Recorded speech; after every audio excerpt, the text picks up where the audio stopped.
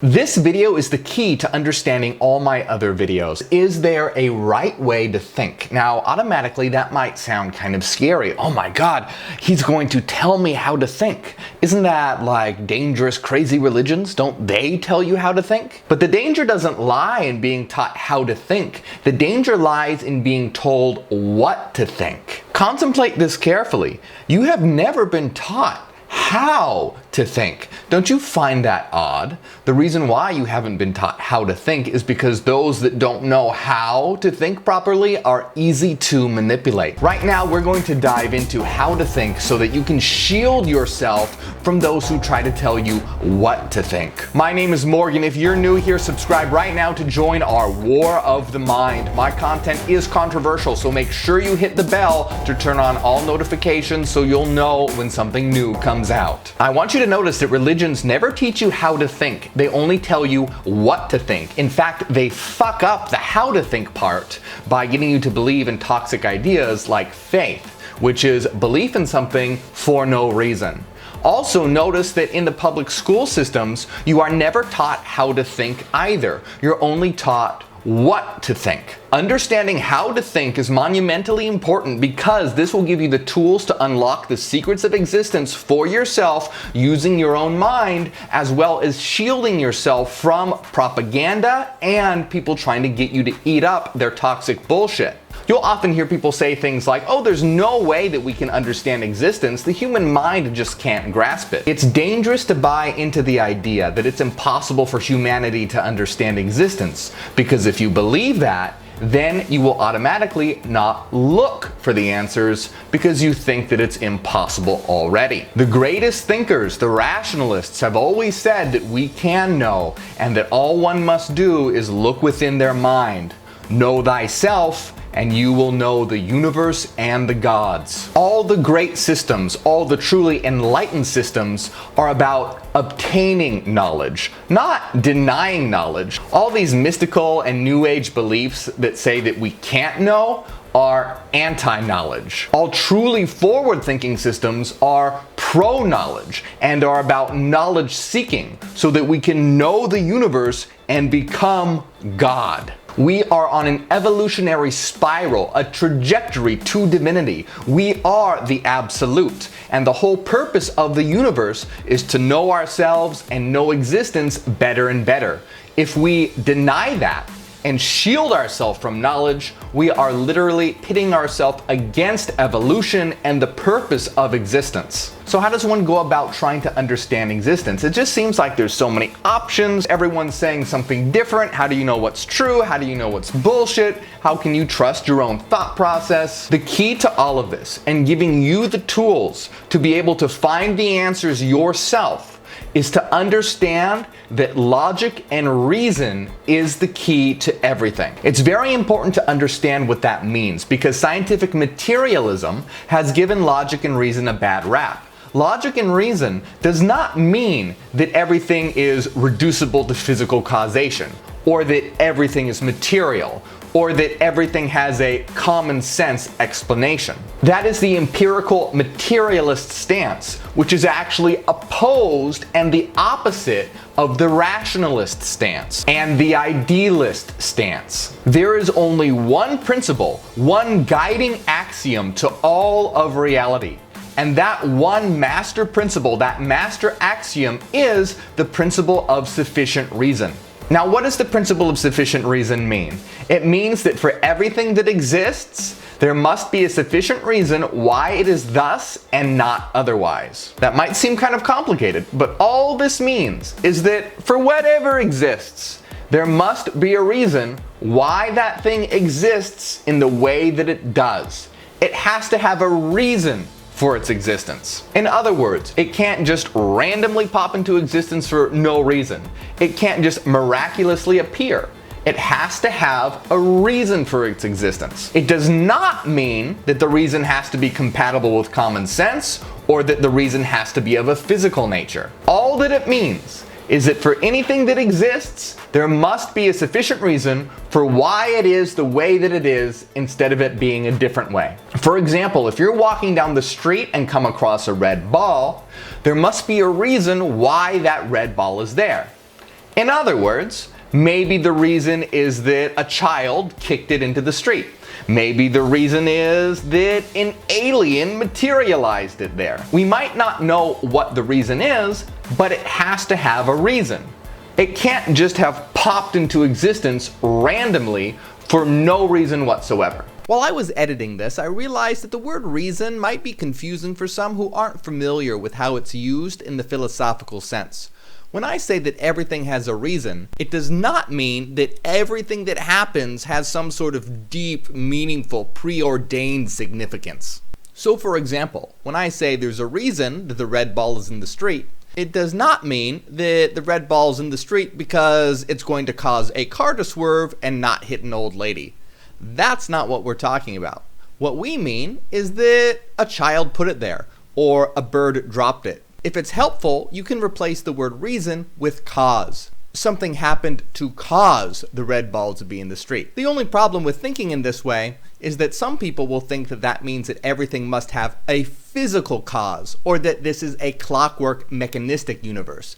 And that's not the case. Now this might seem kind of basic, but stay with me because this is the key to unlocking everything. You see, the principle of sufficient reason negates the vast majority of belief systems out there. For example, it negates the belief system of Christianity because Christianity says that there's a God in the sky that has no reason for its existence. How did that God exist?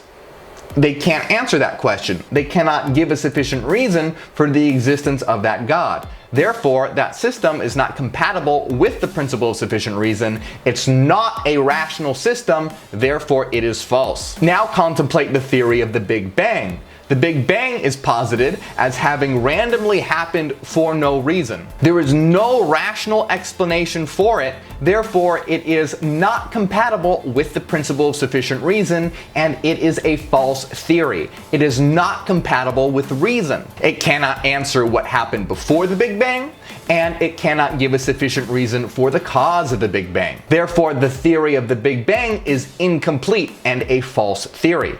Our system can accommodate this perfectly by showing that what preceded the Big Bang was a singularity of pure mind, and the Big Bang was an asymmetry event caused by the frequency contents of the minds of the singularity going from in phase to out of phase. I've done a lot of videos on that, so you can check those out. To begin to understand how to think and properly process information, you have to understand and realize that this is a rational existence. In other words, everything follows the laws of logic and reason. Everything follows rational mathematical patterns. Think about if mathematics was taken out of physics, it would completely break down. Think about all the New Agers and mystics that are into things like sacred geometry.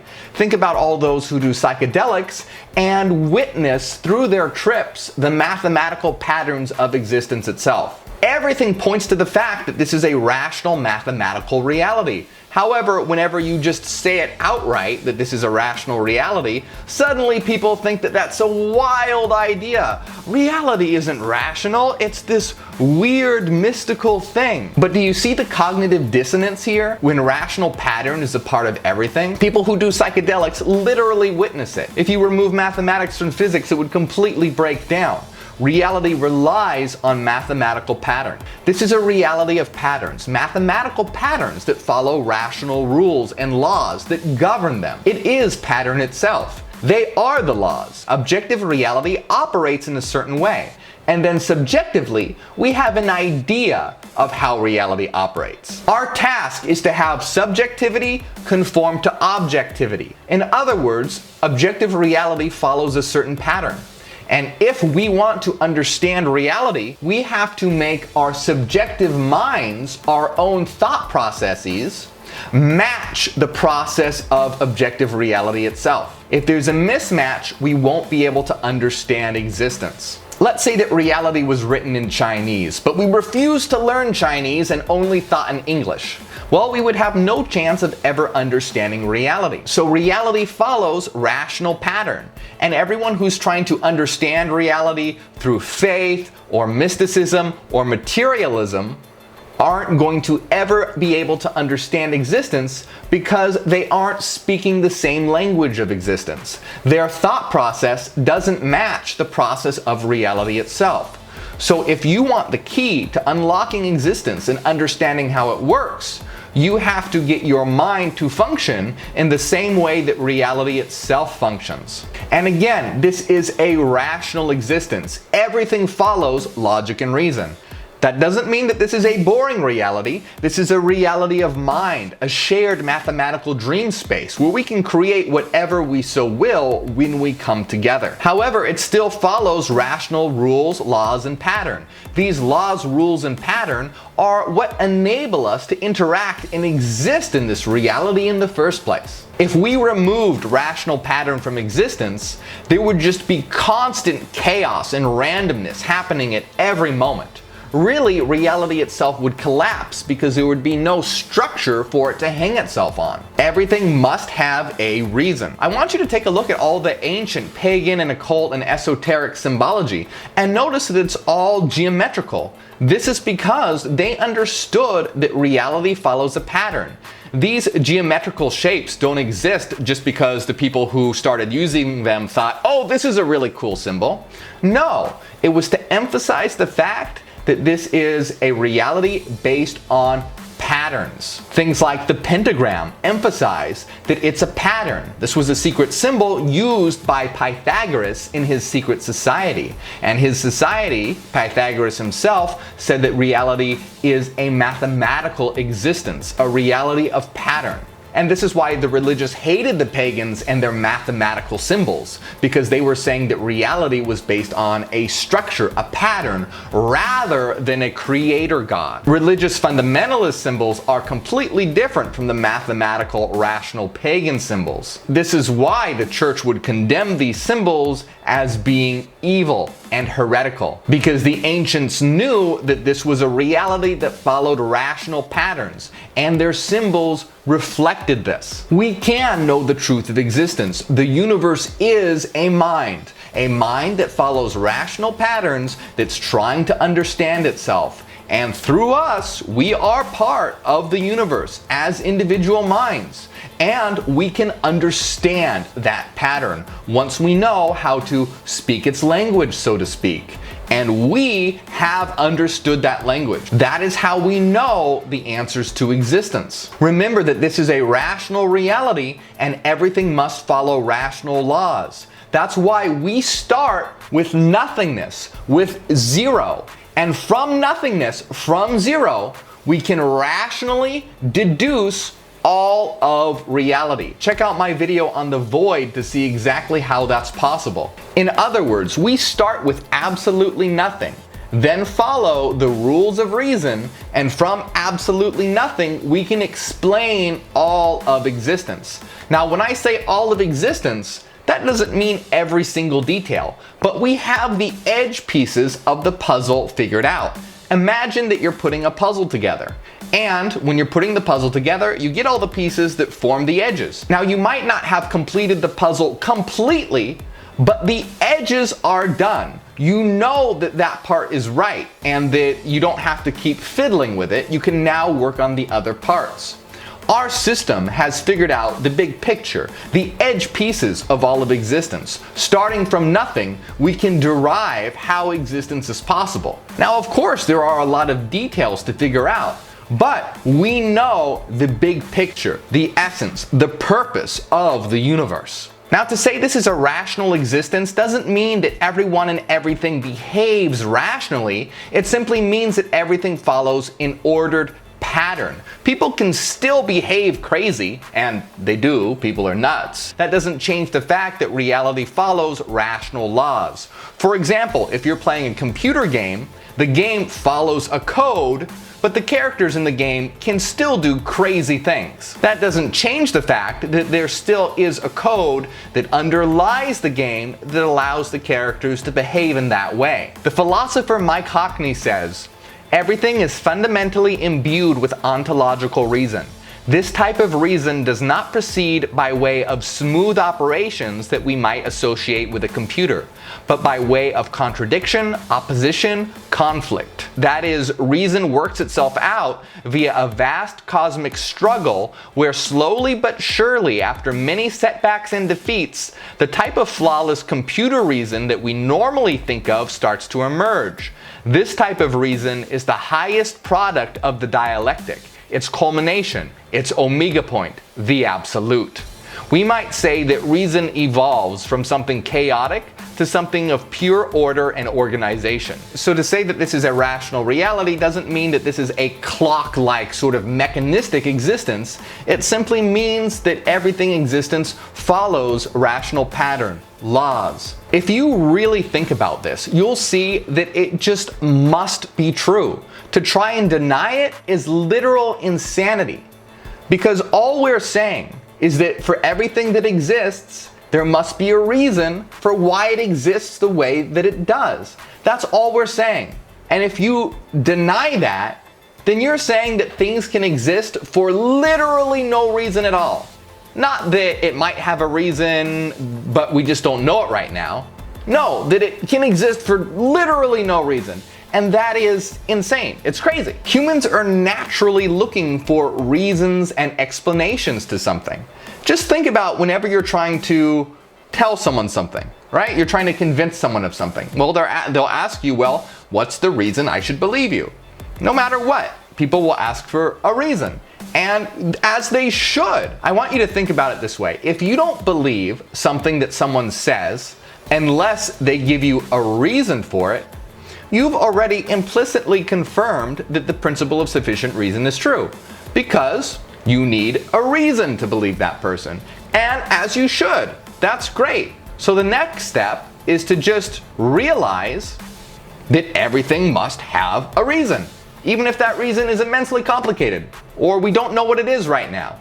It must have a reason. So in our system of ontological mathematics, all we do is start with that simple rule that everything has to have a reason and nothingness. Using simply nothingness and the idea that everything has to have a reason, we can derive all of existence. We can explain how existence is possible. Philosopher Mike Hockney states, reason is the supreme tool for bringing humanity face to face with the innermost secrets of reality. Nothing else comes close. There are simply no other viable candidates. Revelation and faith are absurd. Now, on one hand, what I'm explaining is actually very simple. For everything that exists, there must be a reason for why it exists in the way that it does.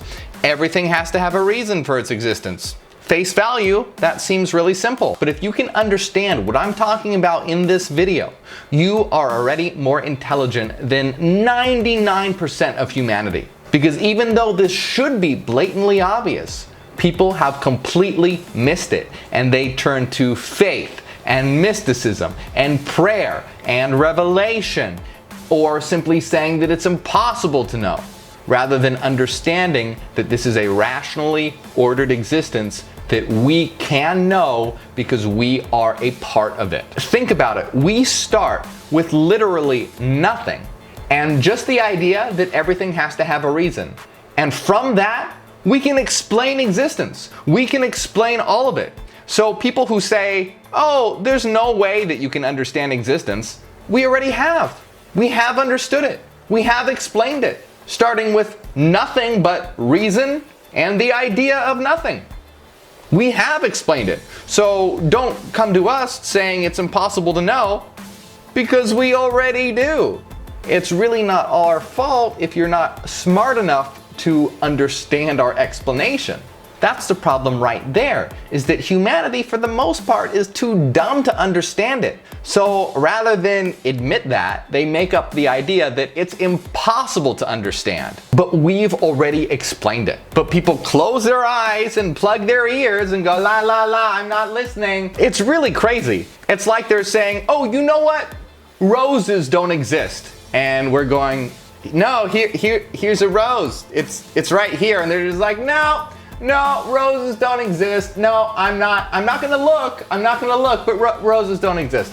We have literally explained existence from nothing and the principle of sufficient reason, which is why it's laughable and crazy when people say you can't know, because we already do, and we've explained it in our system of ontological mathematics. If you want to understand, then read my book and the works of others on ontological mathematics. The answers are there. If you want a little taste, watch this video I did called Proof You Exist in the Void. Subscribe to my channel right now, and if you enjoy my work, consider becoming a supporter on Patreon so I can continue to create. A big shout out to all the supporters. You guys are awesome. My name is Morgue, and I am Hyperion. Hail, New Terra.